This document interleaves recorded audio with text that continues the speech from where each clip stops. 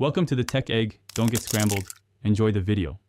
You start by getting hardware and permissions ready. Make sure your watch and phone are charged above 50% and paired via Bluetooth. This prevents disconnects during installation.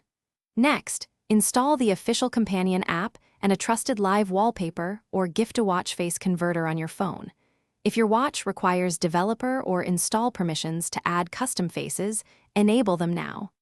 Once done, open the Wallpaper app and allow any access prompts so the phone can push media directly to the watch safely and reliably. Now you craft the live wallpaper file and send it to the watch. Choose a short MP4 or GIF under 15 seconds to conserve battery and ensure smooth looping.